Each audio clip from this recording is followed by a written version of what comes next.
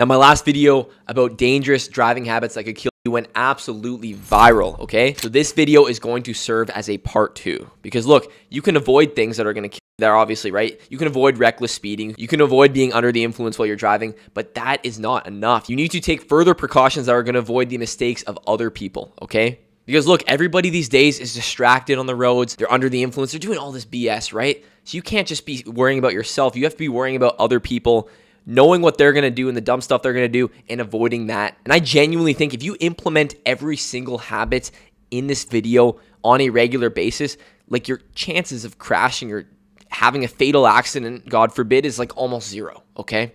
So that being said, I have 15 just absolutely vital habits you need to start implementing into your daily driving that will save your life if you implement them all. This video is gonna be super informative. So like the last video, pull out your notebook, okay? Jot everything down that I'm saying because it is just so crucial, okay? And don't worry, I'm gonna give that little something Jimmy Drives twist. It's gonna be entertaining, but these are so important. So get ready. All right, here are our tiers here, okay? So we start with could be nice, where it's gonna help you, but it's not gonna be anything crazy. Safe habit, game changer. This is when it starts to get serious. Okay, this is going to be something that could have the potential to save your life. Extremely important. Like this is just, you need to do this. If you're not doing this yet, you're kind of insane. Like you're putting yourself at risk. And then this will save your life. Like this has the high potential. The ones in this tier, all these could save your life, but the ones in this tier have like such a high potential of saving your life. Like you need to start implementing these today. I don't know how else to stress this. These are so important. Let's get into the video. Starting off, we have looking both ways before you enter an intersection. Now, you're taught to look both ways when you're a kid crossing the road, but it goes so much further than that, okay? Intersections are deadly. There's no way around it. Intersections are deadly, okay? So if you're not taking maximum precaution when entering them, like what are you doing? Especially a lot of intersections are too high speed. Like a highway could be merging with a major road, right? So people are going fast, and if someone misses a red light or something like that, right? That could be fatal for you. You have to look both ways. You have to make sure it's clear before entering. You're thinking, that's crazy. Who's actually going to do that? You know how quick it takes to do that and how important and life-saving it could be? Like the cost benefit here is really good, right? Cost is almost nothing. Benefit could be life-changing. You're going to find a lot of these are like that, but especially this one, you should definitely be looking both ways before you enter an intersection. Intersections are where so many accidents happen. For that reason, I'm going to kick it off with some heat. This will save your life, okay? If you genuinely do this every time, the chance that this will save your life one day is pretty high. Next up, we have actively avoiding blind spots. Now, a lot of people just sit wherever they want on the road. There's no law saying you can't ride someone's blind spots, but a lot of people don't shoulder check anymore. That's just a fact. When changing lanes, they don't do a quick shoulder check, which doesn't really make sense. Like, just do it. But that's a fact, is that people don't do that. So what you can do to mitigate this risk of people not shoulder checking is actively getting out of people's blind spots. That's all you got to do, okay? It's pretty simple. Either speed up, slow down, change lanes, whatever you have to do. I wouldn't say this is quite life-saving because often it'll just prevent accidents. And these accidents wouldn't even be your fault if they just didn't shoulder check and merged right into you. But this will prevent many accidents, and it's a prime example of active, smart driving, okay? So for that reason, I'm going to put this into a game changer. Next up, we have getting out of the way of semis. Now, this is kind of related to the last one I talked about, but it is a whole different game when you are talking about semis. When you see a semi on the road, on the highway, wherever, there should be sirens going off in your mind, or you should be like, okay, this is a big deal. Let me get out of here. Like, it should genuinely be a danger to you. You got to think about it like that. Like, these semis are so heavy and could crush even like a massive lifted truck. Like, they could crush anything, okay? So you have to get out of their way. So look, I've said it's okay to speed before, right? Like, push the limit a bit, but I actually think you should push the limit when you're passing the semi, say on a highway. Their visibility isn't always great. Some of the semi drivers are tired. They don't always check. They've been driving long distances. And if they hit you, like, it's not looking good. I don't want to be morbid. It's not looking good if a semi touches you, okay? You have to treat semis like death traps and get out of the way instantly. For that reason, again, this will genuinely save your life. You have to be actively avoiding semis at all costs, okay? Get out of their way, get out of their blind spots, and move on. Next up, we have taking a nap if you are tired before you drive. So if you are tired, there are other ways to still be awake and alert on the roads, right? You could roll down your windows. You could crank a Monster Energy. I mean, I don't condone the overconsumption of caffeine, but I'm a little bit guilty of that. If you're on a long road trip and the choice is either continuing and powering through the hotel or just pulling over and taking like a 20-minute power nap, every single time you should choose the power nap, okay? Every single time. I think I didn't stress this enough in my last video when I said that driving tired is dangerous, but you have no idea how bad driving tired is. even if you're just a little bit groggy, that can significantly impair you on the roads. And if you are like so tired to the point where you can barely stay awake, like it's only inevitable that you will get into a crash, okay? And these crashes, best case scenario, you total your car because you're completely asleep. Worst case, it could be fatal. I didn't expect so many to be in this top tier so early, but pulling over and taking a quick nap or just not driving tired in the first place is life-saving, okay? Absolutely life-saving. Next up, we have predicting stale greens. Now, this is an advanced method, but if you listen carefully, this one is clutch. If you're approaching an intersection, all you are going to do is look at the crosswalk signal. If it's approaching 0, right, then you know the light is going to turn yellow soon, okay? Or if the light's been green for a while and you know that for a fact and you're familiar with that intersection, keep that in mind that at any point it could turn yellow. Now, why is this important, right? You can just run a yellow. It's no big deal. You have to think people are turning left at these intersections on the yellow, okay? So if you're an oncoming car and a car is trying to turn left, you want to make sure that you're careful of that car. And if you're just barreling through the intersection when it's yellow, there's a risk that the car turns left when it's yellow and you guys collide, and that could be a very deadly accident. This sounds so specific, but it's something that you can subtly implement and it's super easy to do, right? Look if the crossing signal, like the timer for the crosswalk is almost 0, and just think, and that can be very life-changing, okay? Like this is super important stuff. I'm going to put this in extremely important. Next up, we have installing or using your already existing backup camera. Now, it seems to be a big trend among dudes especially where it's like, oh, I'm too cool for a backup camera. You know, backup cameras, that's for the weak. Real man just uses his mirrors.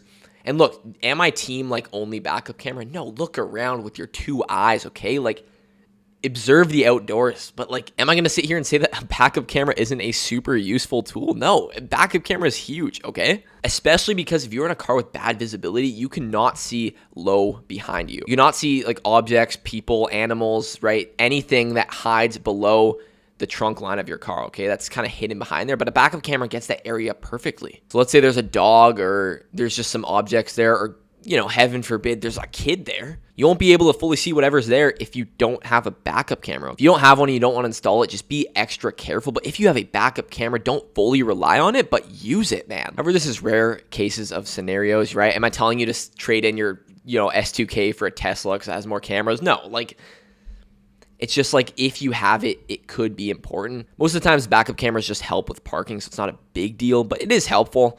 So for that reason, it's not super crucial, but it could be important. And if you have it, you should definitely use it. I'm going to put it in could be nice, okay? It's helpful if you have it. Next up, now this is a mindset one, okay? You have to adopt this mindset whenever you are driving. Now this is from what motorcyclists learn, okay? And anything motorcyclists do is extra safe, so you should also apply it as a driver. And that is having the mindset that drivers either don't see you at all ever, or that they want to kill you, okay? If you adopt those 2 mindsets, you'll be a great driver, right? You think that they don't see you at all, you will always be actively getting out of blind spots, making sure you're as visible as possible to other cars, and that's good. That will prevent accidents. And then if you adopt the mindset that drivers want to kill you, right? It's just a mindset. Like, obviously they don't, hopefully. Then you'll always be looking out, sudden swerves, sudden lane changes, stuff like that. This is an important mindset to adopt. It is just a mindset, not a specific habit, but it's very important. I'm going to put it in game changer, okay? Next up, oh my goodness. Okay, hear me out. Wearing a seatbelt. Wow. Now you're thinking this is a stupid list. Like, dudes out here telling us to wear a seatbelt. Like, what's next? You're going to tell us to breathe oxygen? Like, listen, okay? As a young jit, okay? You can tell by my hair. I say this every time. You can tell I'm 19, turning 20 in a few days, by the way. People around me are so hesitant to wear seatbelts. It's like a status thing. It's like, oh, you're a seatbelt wearer? Yeah, you're lame. Us tough guys, we don't wear seatbelts. Like, no, that does not look tough, okay? Refusing to wear a critical life safety device is not tough. You don't look cool, okay? Nobody thinks you're cool. And then answer me this, okay? If you don't wear a seatbelt, if we get into an accident, I'm sitting there safe and sound, and your head is halfway through the windshield, who's looking tough now, okay? Who's the tough guy now? Certainly not you. I should not have to iterate this one. Wear your seatbelt. I don't care if you're going down the block, if you're, racing on a track. I don't care. Wear your seatbelt. This will save your life. This should be obvious. Come on, guys. Next up is assuming green doesn't mean go at all times. They're thinking, okay, you're insane. You're literally insane now. Green means go. That's the most common thing ever. But just wait. What you need to understand is that people often at an intersection will run very stale yellows or even red. So then as soon as your light turns green, if you just gun it, like you're at risk of colliding with these people in a T-bone accident, and that's deadly. And yes, you may have right of way, but like what good is right of way when you're dead? Okay, I don't want to be morbid here, but just think about it. Yeah, right of way is awesome until you're dead. So right of way does not make you invincible. You are not invincible if you have right of way. You are legally right, but that's independent of the, your living status, if you're breathing or not. So just run it through your head that even if you're in the right of way, like you're not always safe. So at a green light, what you need to do, okay, because of this, don't wait. But again, this is tying back with the look both ways. Like have a quick glance, make sure kind of everyone stop. Just a quick check is all you need to do. Then you're good to go. Like as you're going, you can do it, right? So because this kind of layers with like the looking both ways, but just more specific, I'm going to put it in extremely important, okay? And also it's less important if you're not the first car in line, but still always do this. Don't take green lights for granted, okay?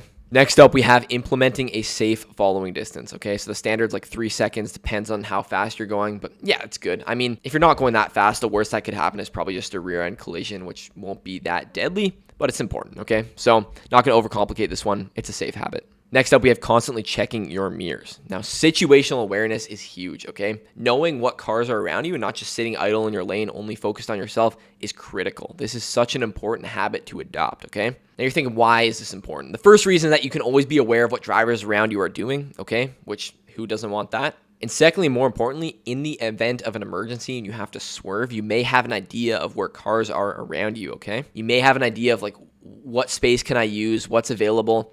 It's just good to know where you can move your car, what other people are doing around you, and constantly checking your mirrors is a great way to do this. I'm going to put this in extremely important.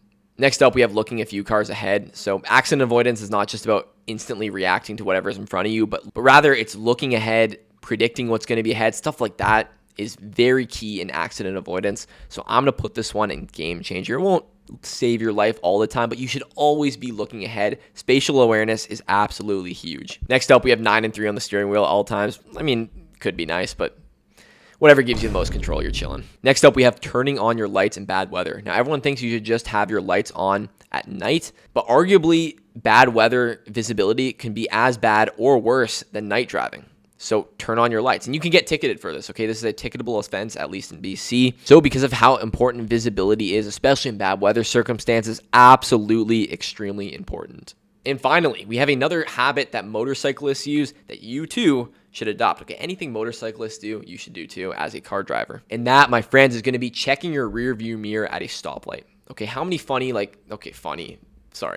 how many interesting Instagram reels have you seen where it's just a guy in his car, it's a dash cam clip, and then suddenly like he gets jolted like that because some guy rear ends him, okay? Probably a lot, and even if you haven't, it happens a lot, okay? People are always on their phones. I hate distracted driving, but the truth is people will continue to do it, okay? If you're stopped at a red light, okay, a car coming up behind you may not see you if they're distracted or whatever, so you have to be ready for the absolute worst, okay? And even if the rear end collision that may happen is their fault, like you can get whiplash, you get jolted pretty hard by getting rear ended, especially if it's a high speed, it could like permanently disable you, which you don't want, okay? And if you have right away, but you're severely injured, like what good is that, okay? So all you got to do is just glance at your rearview mirror until the car behind you has stopped, and then you can relax, okay? Just to make sure you don't get rear-ended.